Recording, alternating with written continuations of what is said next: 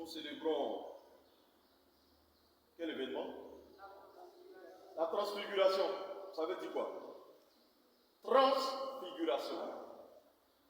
Il y a trans et puis il y a figuration. Qu'est-ce que ça signifie? Ceux de Korogo, vous m'entendez? Otiene, ça va?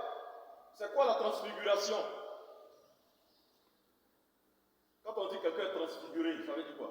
Simplement, en langage terre à terre. Il a changé de figure. Il a changé de figure. Nous, les lois, on dit qu'il a changé de visage. Son visage est des mamans. Les mamans, et maman. C'est ça.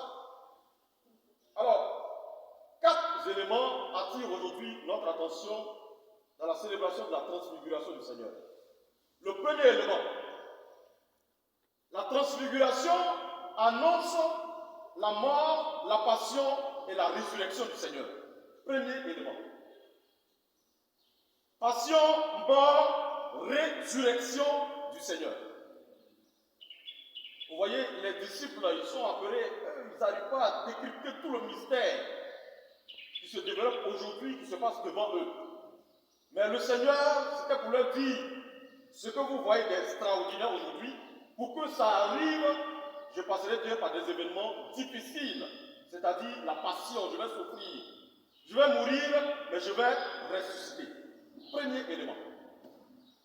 Deuxième élément de la transfiguration, c'est célébrer l'immortalité. Mieux, c'est célébrer l'éternité. Parce que quand on est immortel, ça veut dire qu'on a été créé. L'homme est immortel, vous êtes d'accord avec moi? L'homme est immortel ou bien? Quand on rentre dans la gloire de Dieu, on est immortel, n'est-ce pas? Bon, déjà, mais il y a mortel dedans. Pourtant, Jésus, il partage la gloire de Dieu, lui-même il est Dieu. Donc, il ne peut pas connaître la corruption. Donc, il vit dans l'éternité. Deuxième élément de la transfiguration, nous célébrons l'éternité du Seigneur. Lui qui a toujours existé, qui était dans le sein du Père, qui était engendré par le Père. Deuxième événement. C'est-à-dire que lorsque tu vis selon la volonté de Dieu, lorsque tu vis selon les préceptes du Seigneur, même lorsque tu meurs, tu vivras toujours avec lui. Il a dit, celui qui s'attache à moi, qui vit en moi, moi aussi je demeure en lui. Donc, célébrer la transfiguration du Seigneur, célébrer l'éternité, revient également à nous inviter, à nous dire de vivre dans l'éternité avec le Seigneur. Donc même si nous mourons, parce que nous sommes des enfants de foi, des enfants de Dieu, nous vivons toujours avec le Seigneur. Troisième élément, il s'agit du Père qui fit entendre sa voix comme au jour où Jésus a reçu le baptême. Vous vous rappelez, lorsqu'il était dans le Jourdain, Jean-Baptiste le Baptiste, il a dit, celui-ci est mon fils bien-aimé en qui j'ai mis tout mon amour, écoutez-le.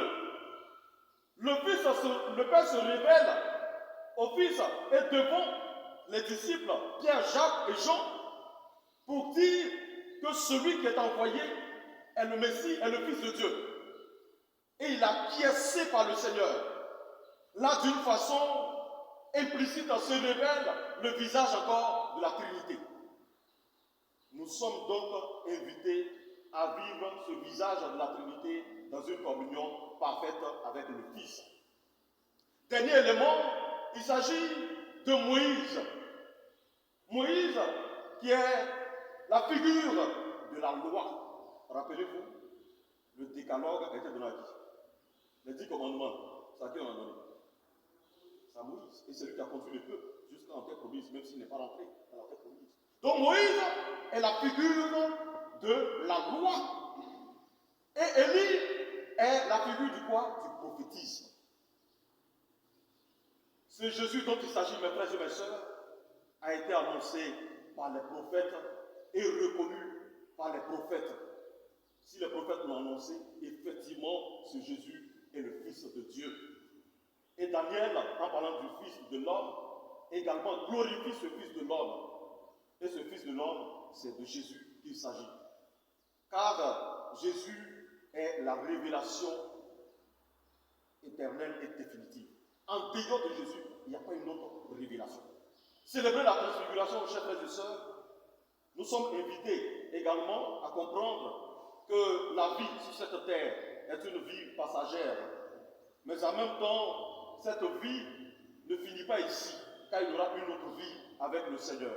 Laissons-nous donc transfigurer, laissons-nous donc transformer.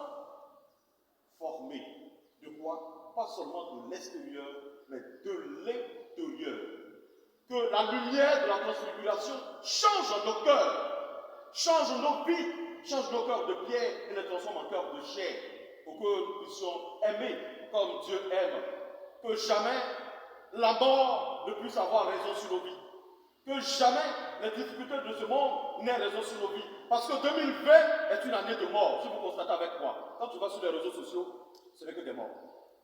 Tu regardes à gauche, ce n'est que des morts. Tu regardes à droite, ce n'est que des morts. Tu regardes devant, ce n'est que des morts. Mais pourquoi tant de morts? Est-ce que, malheureusement, c'est la fin du monde? Point d'interrogation. Qu'est-ce qui se passe s'il y a tant de décès? Est-ce que l'homme ne s'est pas détourné du Seigneur?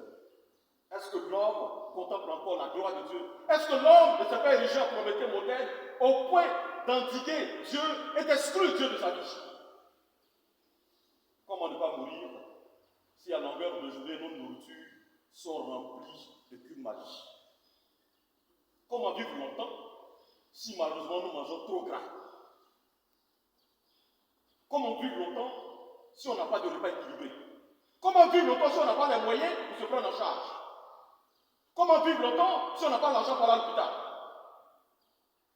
Comment vivre longtemps si nous-mêmes ne faisons pas attention à notre vie, que des motos chaque fois arrachent à notre affection les êtres que nous aimons? Comment vivre longtemps si nous ne respectons pas le code de la route?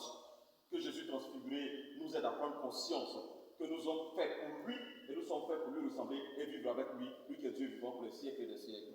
Amen.